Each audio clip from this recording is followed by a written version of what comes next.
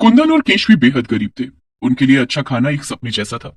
ऐसे में एक बार अचानक कुंदन के साथ एक हादसा हो जाता है, जिसके बाद केशवी ने अपनी घर गृहस्थी कैसे संभाली, ये जानने के लिए देखते हैं गरीब प्याज पराठा वाली। कुंदन सब्जी मंडी में सफाई का काम करता था और केशवी लोगों के घरों में खाना बनाती थी। कुंदन को उसके काम के लिए 2,000 रुपए और केशवी को 3,000 रुपए मिलते थे। ऐसे में दोनों की जिंदगी बड़ी मुश्किलों में बीत रही थी। सब्जियां खरीदने के लिए उनके पास पैसे नहीं होते थे। सब्जी मंडी में सब्जी विक्रेता जो सड़ी गली सब्जियां फेंक देते, कुंदन उन्हें घर ले आता था, जिसमें से छांट कर केशवी उनकी सब्जियां बना लेती थी। एक दिन केशवी अपनी मालकिन के घर में खाना बना रही थी। मालकिन, आज घर में कोई हरी सब्जी नहीं है, सिर्फ प्याज है। खाने में क्या बनाऊं? केशवी, मैं आज शाम सब्जियां लेने बाजार जाऊंगी, तू ऐसा कर प्याज के पराठे बना दे। ठीक है मालकिन। केशवी ने उस दिन प्याज के पराठे बनाए, जिसे मालकिन ने खाया और मालिक उसे लंच में ऑफिस ले गए। उस दिन मालकिन ने केशवी से कहा, केशवी, तुमने आज प्याज के पराठे बहुत टेस्टी बनाए हैं। तेरे मालिक के ऑफिस में तेरे बनाए प्याज के पराठों की लूट मच गई। उनके दोस्तों ने कल प्याज के पराठों की डिमांड की है। ठीक है मालकिन, मैं कल ढेर सारे प्याज के पराठे बना दूंगी, साथ में धनिया पुदीना की चटनी भी बना दूंगी। दूसरे दिन केशवी अपनी मालकिन के घर में ढेर सारे प्याज के पराठे बनाती है। उसने साथ में धनिया और पुदीने की हरी चटनी भी बनाई। वो लंच में पैक करके मालिक को देती है। मालकिन, अगर आप बुरा ना मानो तो कुछ पराठे मैं घर के लिए रख लूं? हाँ हाँ केशवी, रख ले, आखिर ये तेरी तो मेहनत है। केशवी 2 पराठे बांध कर घर ले आती है। रात में वो वही पराठे कुंदन को खाने के लिए देती है, जिसे खाकर कुंदन कहता है, इतने स्वादिष्ट प्याज के पराठे किसने बनाए? मैंने बनाए हैं।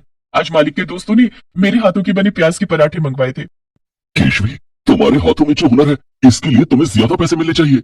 तुम अपनी मालकिन से तनख्वाह बढ़ाने के लिए क्यों नहीं कहती? वैसे भी 5,000 रुपए में हमारा गुजारा कितनी मुश्किल से होता है, तुम तो जानती हो। आप ठीक कह रहे हैं, मैं कल ही मालकिन से तनख्वाह बढ़ाने के लिए कहूंगी। दूसरे दिन केशवी जब काम पर जाती है तो अपनी मालकिन से तनख्वाह बढ़ाने की बात करती है। देखो केशवी, तुम्हारे काम के हिसाब से 3,000 रुपए काफी हैं। मैंने सभी घरों में पता किया है, वे सभी खाना बनाने वाली को 3,000 रुपए देते हैं। लेकिन मालकिन, आप तो जानती हैं कि मेरे पति सब्जी मंडी में मामूली सफाई कर्मी है। उनकी तनख्वाह बहुत कम है। इतने कम पैसों में हमारा गुजारा बहुत मुश्किलों से चलता है। चाहे कुछ भी हो केशवी, मैं तुम्हारी तनख्वाह नहीं बढ़ाऊंगी। अगर तुम्हें तुम्हारी तनख्वाह कम लगती है तो तुम काम छोड़ सकती हो। नहीं मालकिन, मैं काम नहीं छोड़ूंगी। आप चाहे तनख्वाह न बढ़ाएं, लेकिन काम छोड़ने के लिए मत बोलिए। मालकिन की धमकी से केशवी डर गई थी। उसने मन ही मन सोचा कि काम छूट गया तो ये 3,000 रुपए भी नहीं मिलेंगे, फिर अगला काम न जाने कब मिले। केशवी दुखी मन से घर की ओर जाने लगती है। उस दिन काफी तेज बारिश हो रही थी। लगता है मेरे दुख पर आसमान के आंसू बहा रहा है। इतनी तेज बारिश, सब्जी मंडी में कीचड़ हो गई होगी, न जाने वो घर कैसे आएंगे। ये सोचते हुए केशवी घर पहुंचती है। तभी वो देखती है कि कुंदन के कुछ दोस्त उसे कंधे पर लाद कर घर ला रहे हैं। ये देखकर केशवी के होश उड़ जाते हैं। क्या हुआ इन्हें? बारिश होने के कारण सब्जी मंडी में कीचड़ हो गया था, जिसमें कुंदन का पैर फिसल गया और इसका एक पैर फ्रैक्चर हो गया। हमने इलाज करवा दिया है। डॉक्टर ने 1 महीना आराम करने के लिए कहा है। हे भगवान, तू हम गरीबों के पीछे क्यों पड़ा है? इंद्र भैया, इन्हें बिस्तर पर बिठा दो। कुंदन के दोस्त उसे बिस्तर पर बिठाकर चले जाते हैं। कुंदन की हालत देखकर केशवी का दुख आंसू बनकर आंखों से बहने लगता है। ये क्या हो गया जी?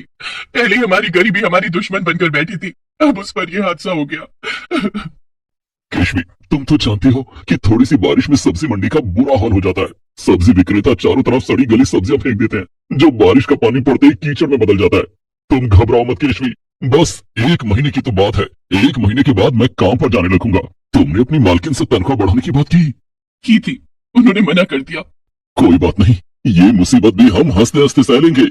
ऊपर वाला कुछ उपाय जरूर करेगा। लेकिन आपको इस हालत में अकेला छोड़कर मैं काम पर कैसे जाऊंगी? आपको एक सहारे की जरूरत होगी। तुम मेरी चिंता मत करो केशवी, मैं घर पर अकेला रह लूंगा। तुम काम पर जरूर जाना। लेकिन दूसरे दिन कुंदन को नहलाने धुलाने में केशवी को लेट हो जाता है और वो काम पर देर से पहुंचती है। मैंने तनख्वाह बढ़ाने से मना कर दिया तो तू नखरे दिखा रही है। तू पूरा 1 घंटा लेट आई है। तेरे साहब को बिना खाए ऑफिस जाना पड़ा। माफ कर दीजिए मालकिन, मेरे पति। मालकिन ने केशवी को बीच में ही टोकते हुए कहा, सफाई देने की जरूरत नहीं है, मैंने दूसरी काम वाली रख ली है, तुम जा सकती हो। ऐसा मत कीजिए मालकिन, आप मेरी पूरी बात तो सुनिए। मुझे कुछ नहीं सुनना, कहा ना तुम जा सकती हो। मालकिन ने दरवाजा जोर से बंद कर दिया। केशवी परेशान होकर घर वापस आ गई। क्या बात है केशवी, तुम बहुत जल्दी आ गई। मालकिन ने कहा है कि मुझे काम पर आने की जरूरत नहीं है। लेकिन उन्होंने ऐसा क्यों कहा? मुझे आज काम पर पहुंचने में देरी हो गई, उन्होंने दूसरी काम वाली रख ली। समझ गया, मेरी वजह से तुम काम पर जाने में लेट हो गई। आपकी वजह से कुछ नहीं हुआ जी, जो कुछ भी होता है सब ऊपर वाले की मर्जी से होता है। लेकिन अब हमारा गुजारा कैसे चलेगा? मैं काम पर जा नहीं सकता और तुम्हें मालकिन ने काम से निकाल दिया। कुंदन और केशवी दोनों सोच में पड़ जाते हैं। थोड़ी देर सोचने के बाद, ज्यादा मत सोचिए, मैं सब्जी मंडी जा रही हूँ, सड़ी गली सब्जियां चुनने, खाना भी तो बनाना है। इतना कहकर केशवी सब्जी मंडी चली जाती है। उस दिन सब्जी मंडी में सड़े गले प्याज ही फेंके हुए थे। आज तो लगता है काफी प्याज बर्बाद हुए हैं। सब्जी विक्रेताओं ने इतने सारे प्याज फेंक दिए, इतने सारे प्याज लेकर घर कैसे जाऊं? केशवी एक सब्जी विक्रेता से एक टोकरी मांगती है। वो सब्जी विक्रेता उसे टोकरी दे देता है। केशवी टोकरी में सारे सड़े गले प्याज रखकर घर ले जाती है। इतने सारे प्याज, इतने सारे प्याज हमारे किस काम की? ये प्याज हमारे तो किसी काम आ ही जाएंगे। केशवी उन सड़े गले प्याज से छांटकर अच्छे प्याज अलग कर लेती है। उनमें से काफी मात्रा में अच्छे अलग हो जाते हैं। फिर केशवी कुछ प्याज लेकर रात के खाने के लिए प्याज का पराठा बनाती है। रात को खाना खाते समय हमारा आज का गुजारा तो हो गया, लेकिन कल हम क्या करेंगे? ये प्याज के पराठे कब तक खाएंगे? मैं सोच रही हूँ कि क्यों ना मैं प्याज का पराठा बनाकर इन्हें बेचने लगूं। ये तो तुमने बहुत अच्छी बात सोची है। इस तरह ये प्याज इस्तेमाल भी हो जाएंगे और हमारी कमाई भी हो जाएगी। दूसरे दिन केशवी प्याज के ढेर सारे पराठे और साथ में धनिया पुदीना की हरी चटनी बनाती है। फिर उन्हें बाजार में बेच देती है। पहले ही दिन केशवी को अच्छा मुनाफा होता है। तुम्हारा प्याज के पराठों का आइडिया बहुत अच्छा था। पहले ही दिन हमारी अच्छी कमाई हुई है। उन पैसों से केशवी और ज्यादा आटा और घी खरीद कर लाती है और दूसरे दिन भी प्याज के पराठे बनाकर उन्हें बाजार में बेच देती है। अब केशवी रोज प्याज के पराठे बनाकर बाजार में बेचने लगी। वो लागत और मुनाफे को अलग अलग रख देती। मुनाफे के पैसे से वो प्याज के पराठे बनाने का सामान खरीद लेती। धीरे धीरे मुनाफा बढ़ता जाता है। समय गुजरता गया और 1 महीना बीत गया। 1 महीना हो गया है। चलिए आपको डॉक्टर के पास ले चलती हूँ। लेकिन मैं डॉक्टर के पास कैसे जाऊंगा? आप चिंता मत कीजिए, मैं इतनी मेहनत आपके लिए ही कर रही हूँ। मैंने कुछ पैसे बचा कर रखे हैं जो मैंने प्याज के पराठे बेचकर कमाए हैं। केशवी एक टैक्सी बुलाती है और उसमें बिठाकर कुंदन को अस्पताल लेकर जाती है। वहां केशवी कुंदन के पैर का प्लास्टर कटवाती है और उसे दवाइयां दिलवाती है। घर आकर केशवी, अब मैं कल से सब्जी मंडी जाऊंगा। नहीं, डॉक्टर ने अभी आपको 1 महीना और आराम करने के लिए कहा है। अभी मैं आपको कहीं नहीं जाने दूंगी। वैसे भी मेरे प्याज के पराठों का काम अच्छा चल रहा है। मैं तो कहती हूँ कि इस काम में आप भी मेरी मदद कीजिए। उस दिन से कुंदन भी प्याज के पराठे बनाने में केशवी की मदद करने लगा। वो कुर्सी पर बैठे बैठे प्याज काट दिया करता, जिससे केशवी का काम आसान हो जाता। वो पहले से भी ज्यादा प्याज के पराठे बनाने लगी। इस तरह केशवी का काम और अच्छा चलने लगा। धीरे धीरे कुंदन भी पूरी तरह से ठीक हो गया था। दोनों ने मिलकर प्याज के पराठों का एक ढाबा खोल लिया। कुंदन और केशवी के प्याज के पराठे दूर दूर तक मशहूर हो गए थे। लोग एक पराठा खाने आते और 4 पैक करा कर ले जाते। केशवी, जिस तरह से ग्राहकों को हमारे प्याज के पराठे पसंद आ रहे हैं, उससे लगता है कि हम बहुत जल्द अपना एक होटल खोल लेंगे। आप सही कह रहे हैं। अब हमारी खुशियों के दिन दूर नहीं। कुछ महीनों बाद कुंदन और केशवी प्याज के पराठे बेचकर अमीर हो गए और अपना एक होटल खोल लिया।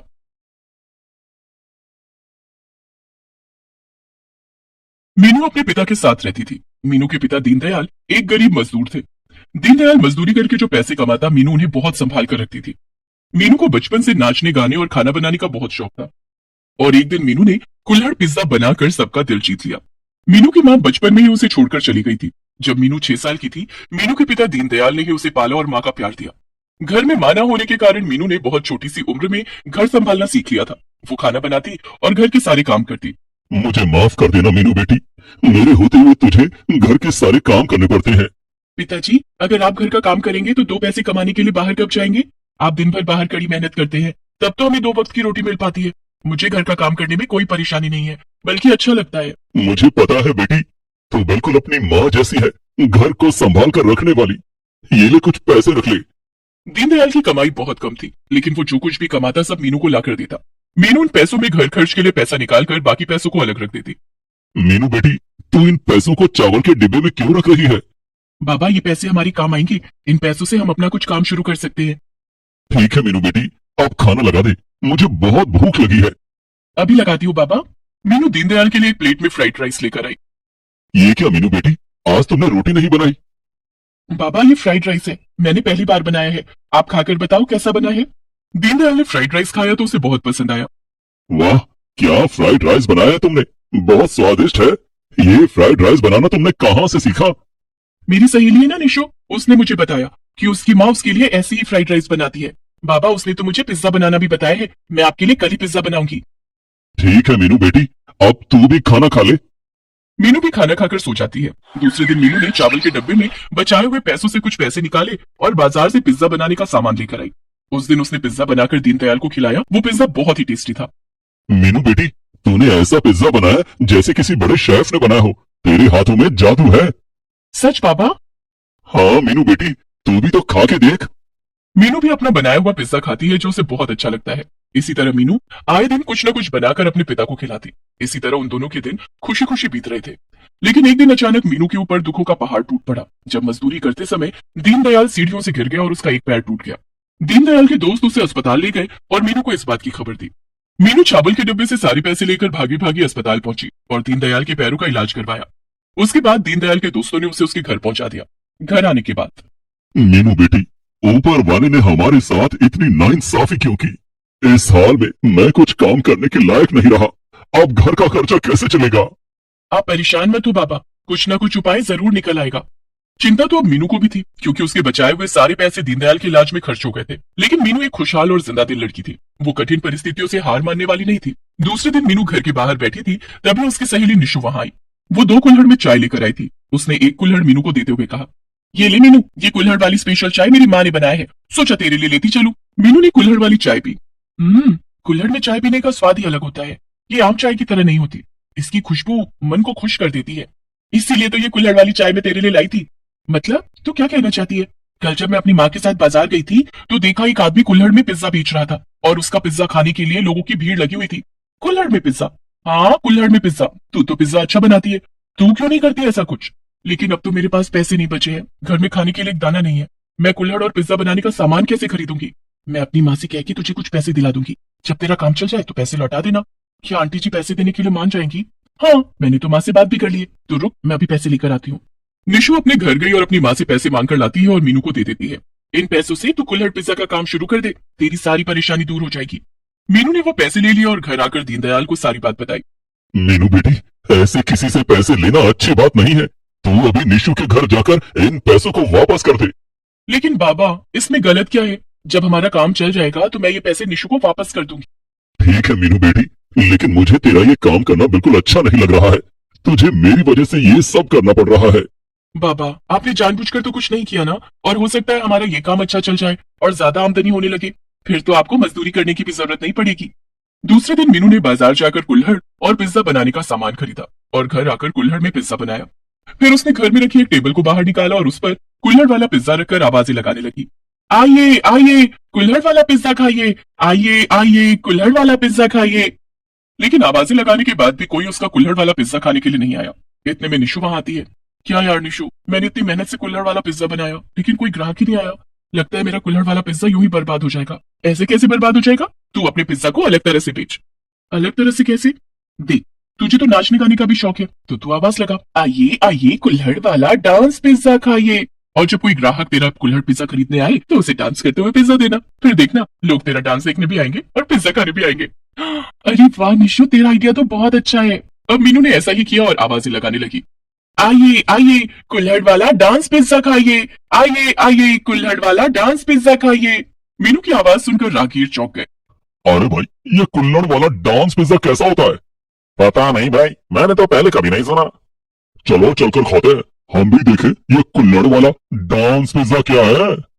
सभी लोग मीनू के स्टॉल के पास आए और बोले, अरे जरा हमें देना कुल्हड़ वाला डांस पिज्जा। अभी लीजिए बाबूजी। मीनू डांस करते हुए सबके हाथों में कुल्हड़ वाला पिज्जा देने लगी। सभी ग्राहकों को मीनू का ये अंदाज बहुत पसंद आया। लोग उसका डांस देखने और कुल्हड़ वाला पिज्जा खाने के लिए आने लगे। थोड़ी देर में मीनू के स्टॉल के पास भीड़ लग गई और उसके सारे पिज्जा बिक गए। पहले दिन मीनू की अच्छी कमाई हुई। दूसरे दिन उसने फिर से कुल्हड़ वाला पिज्जा बनाया और आवाजें लगाने लगी, आइए आइए, कुल्हड़ वाला डांस पिज्जा खाइए, आइए आइए, कुल्हड़ वाला डांस पिज्जा खाइए। अरे भाई, ये पिज्जा वाली बहुत स्वादिष्ट पिज्जा बनाती है। पूरे शहर में इसकी तरह डांस करते हुए पिज्जा कोई नहीं खिलाता और रेट भी काफी रीजनेबल है। चलो चलकर पिज्जा खाएं। हाँ हाँ भाई चलो।